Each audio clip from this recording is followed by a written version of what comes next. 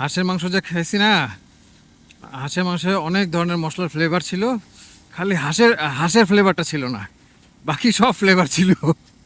এই উল্টা দিকে কে আসে? দেখো পুলিশই আসবে। হ্যাঁ, আইনের লোক, আইন ভঙ্গ না করলে হবে। ও আজকে বৃহস্পতিবার, অফিস থেকে বের হলাম, রাহাত আছে আমার সাথে, আমরা একসাথে যাচ্ছি 300 ফিটে। উদ্দেশ্য হচ্ছে চা খাবো আর একটু ক্ষুধা লেগেছে, কিছু স্ন্যাক্সও খাবো। ও, উদ্দেশ্য শীত উপভোগ করব। রাহাতের উদ্দেশ্য হচ্ছে শীত উপভোগ করা। আমি যে প্রতিদিন শীত উপভোগ করতে করতে সেটা তো জানে না।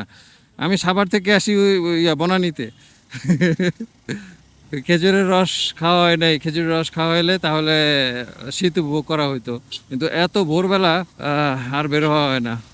হ্যাঁ, এই কি বামে যাবো আমরা নাকি সোজা? আচ্ছা, ওইটা ওদিকে যাব। আচ্ছা, যাই দেখি।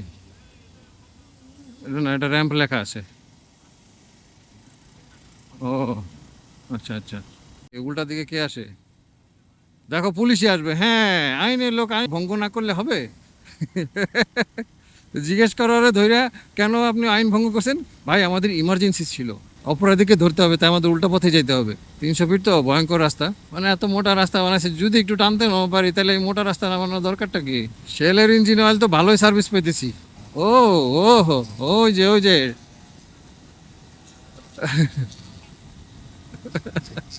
এটা ভাইরাল প্লেস, এখানে দাঁড়াতে দেয়। আমরা কি ডানে যাব না বামে? আচ্ছা, তা চা খাইতে হবো তো। ওই যে পুলিশ উল্টা দিকে। এই যে আমরা ভাইরাল ব্রিজের নিচে যাচ্ছি।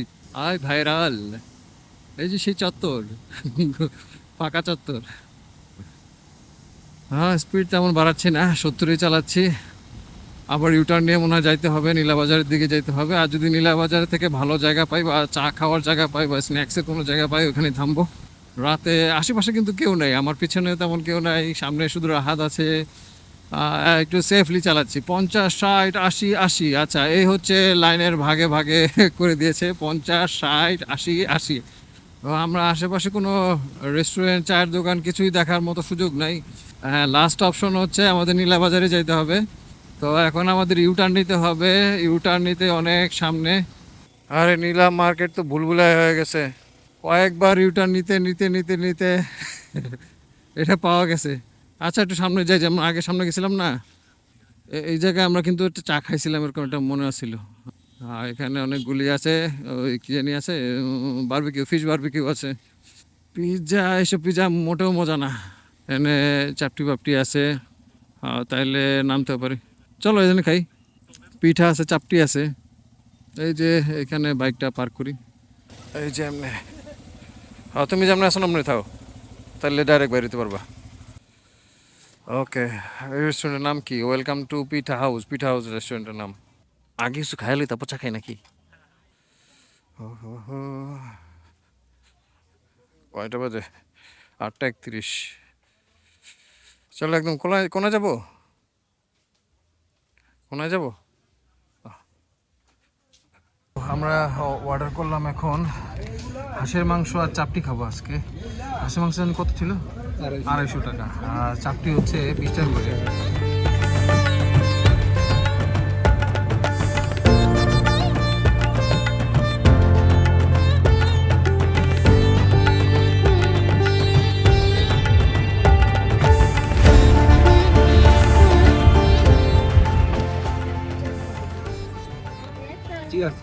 চিয়ার্স।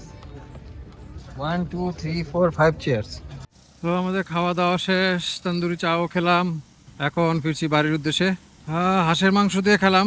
হাঁসের মাংস যে খাইছি না, হাঁসের মাংসে অনেক ধরনের মশলার ফ্লেভার ছিল, খালি হাঁসের হাঁসের ফ্লেভারটা ছিল না, বাকি সব ফ্লেভার ছিল। হ্যাঁ, চা ভালো ছিল।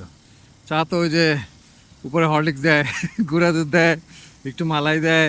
চা তো খাইতে আসছি, চাই তো খাইলাম, মজা হয়েছে।